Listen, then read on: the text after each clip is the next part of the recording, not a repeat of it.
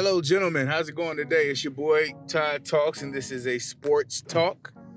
Now, I know I post a lot of videos on film, cinema, and the art of cinema, and how I love it, and trailer reactions, and trailer reviews, and old school classic reviews. But also, if you know anything about me, which you probably don't know that much as of yet, but Tide is also a lover of the sport of boxing.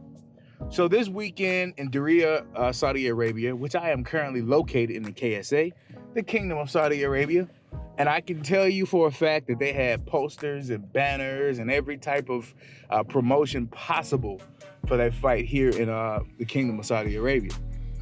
And what I can say was that they built an epic arena. I didn't get to attend it because the tickets was a little too steep for me, so I just watched it in the comfort of my own home. So anyway, we had the fight between the unified heavyweight champion, Andy Ruiz, versus the former unified heavyweight champion, Anthony Joshua. Now, to say the least, this fight, in my opinion, was a disappointing fight. However, let's talk about the good, let's talk about the bad of the fight. Now, in June at Madison Square Garden, we saw Andy Ruiz pull off one of the greatest upsets of all time, likened to those of Buster Douglas versus Mike Tyson. Oh, and by the way, excuse the noise, I'm driving to work, but I had to get this out.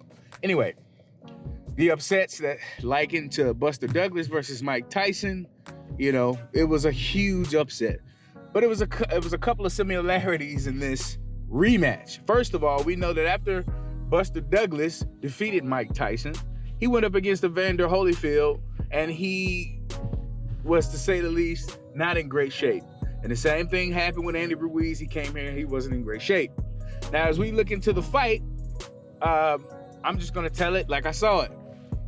Now, some would say Anthony Joshua gave Andy Ruiz a boxing lesson. Now, he did give him a boxing lesson. But you want to know what I saw?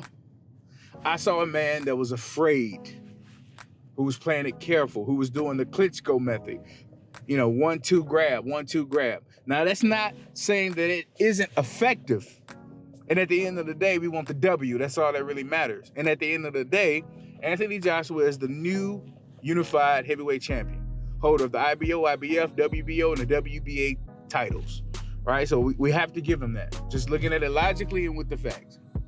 But as a former, boxer, as a lover of the sport of boxing, what I saw was a safe, careful, and afraid Anthony Joshua.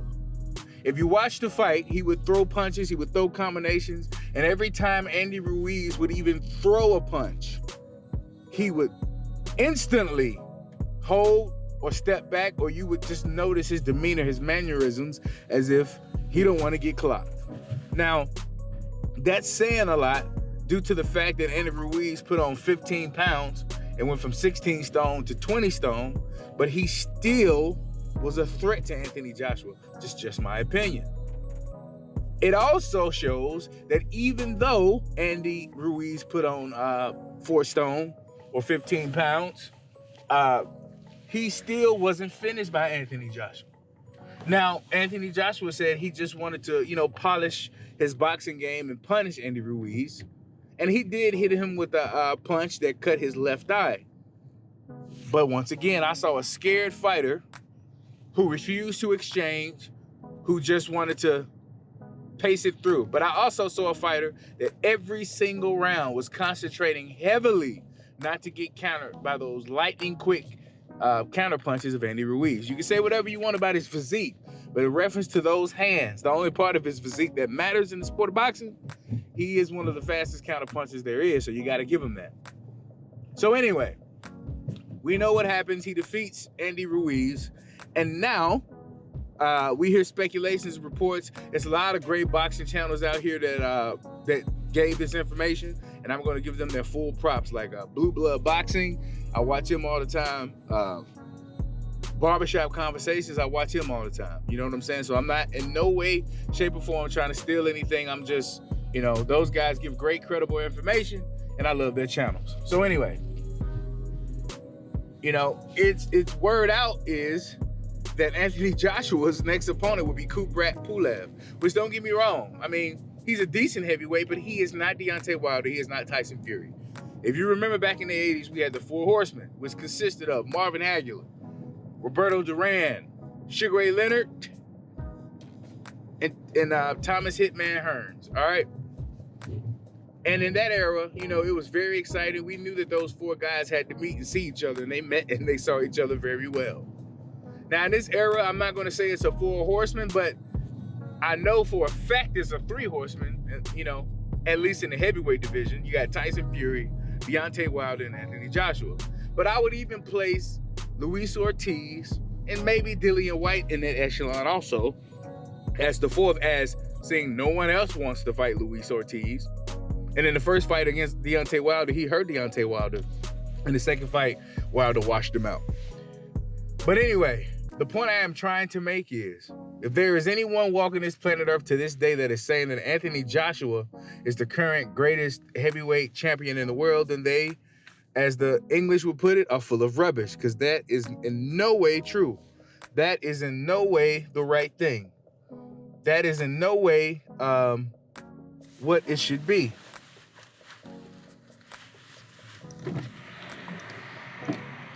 Anthony Joshua is in no way a better fighter, in my opinion, than Tyson Fury or Deontay Wilder. Now let's talk about why do I say that.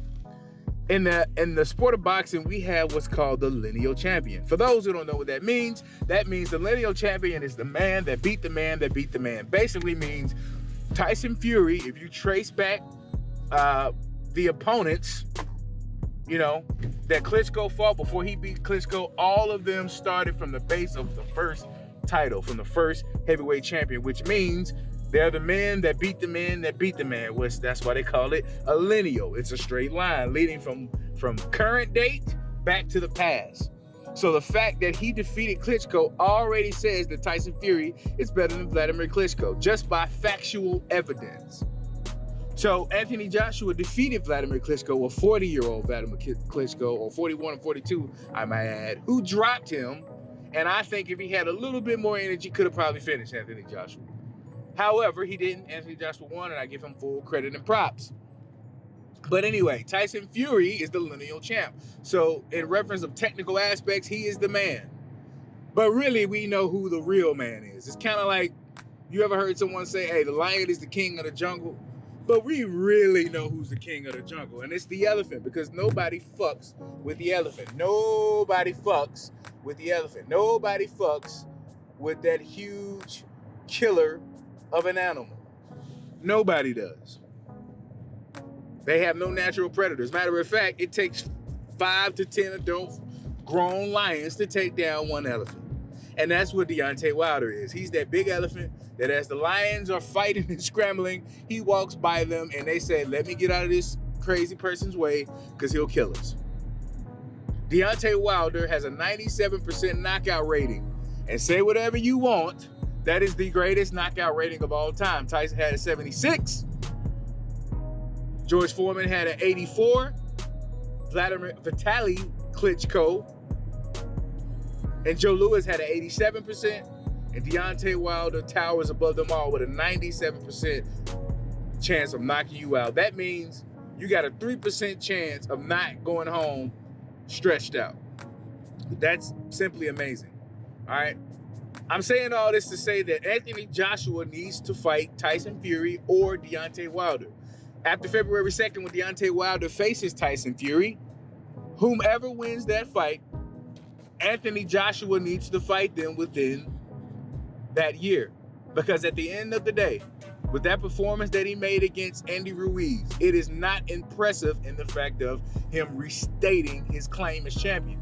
When Lennox Lewis was knocked out by Hakeem Rahman, what did Lennox Lewis do when he came back? Lennox Lewis punished Rahman just to show the world that I am the undisputed heavyweight champion. And if Anthony Joshua, Tyson Fury, or Deontay Wilder wants that claim to fame to becoming the undisputed heavyweight champion, which is the greatest, in my opinion, achievement in all sports, because, you know, you got NBA championships, you have, you know, NFL championships, soccer championships, but it all involves one person. But in the sport of boxing, it's It's only one guy in the ring fighting. Yes, you have your coaches, your cut man, your trainers, strength and conditioning. But at the end of the day, it's only one man that steps in that ring to fight. And I understand that we have a pound for pound great, you know what I'm saying? But the truth, this is what I say. In truth, the pound for pound will always and forever be, in my opinion, the heavyweight champion. Because I don't give a damn how many skills the current #1 pound for pound champion is. I believe it's Vasyl Lomachenko. He would never in his life defeat a heavyweight. Period, point blank. I'm talking about the worst heavyweight. And I know what some people are going to say. Well, the pound for pound is somebody based on skills. If they were the same height and weight or whatever, that they would be the best. But shoulda, woulda, coulda. I'm talking about what it is. The heavyweight champion is the greatest sports figure, in my opinion, in the world. Because he's the biggest, baddest Mike Foxtrot walking planet Earth. And that's just the truth. Anyway, for me, this is my personal opinion. Anthony Joshua, he's a gold medal Olympic medalist. I mean, I'll give him that. Like, he has skill. But for him and for me to give him the title of the greatest heavyweight currently, he has to face the winner of Deontay Wilder and Tyson Fury. And if he doesn't, then he's not the best. And if Tyson Fury beats Deontay Wilder, then he's better. If Deontay Wilder, which I think is going to happen, knocks him out, then he's the man. We know he holds the green belt that everyone covets, even though we know that the WBA belt is the oldest belt in the lineage, which Anthony Joshua holds. But nobody really cares about the WBA. We care about that green WBC belt, which was made famous by none other than Muhammad Ali. So, current state of affairs, that's why I made this video. Wanted to talk about how I feel Anthony Joshua has to be tested against those two elephants. One on the PBC banner, the other on the ESPN banner. Eddie Hearn, I just know that his promotion, that they're going to make all type of excuses. They're going to say, hey, he only sold this amount of tickets. He only did this. He only did that. But at the end of the day, when it's all said and done, I like Anthony Joshua as a fighter. I really do. He's a champion. But if he want to be considered the best, he's going to have to fight those two elephants. Or he's just going to have to be a lion sitting on the side watching these two titans fight. And that's just the truth. If he wants to be respected, that's if he cares about anybody's respect. He will fight those monsters. And the sad thing is, I give him a great chance against both. Now, we know his chin is suspect. And if Wilder touches you, it's probably over. And Tyson Fury can probably outbox him because he's taller, he's longer, he's more craftier. He's more athletic in reference to moving around the ring. Joshua has a more athletic build, but he plies around, whereas Tyson Fury, he floats like a butterfly, stings like a bee. Rumble, young man, rumble. It's been your boy Ty Talks, talking about the current state of affair of the heavyweight division. I hope you guys enjoyed this quick Ty Talk Sport Talk. I'm out.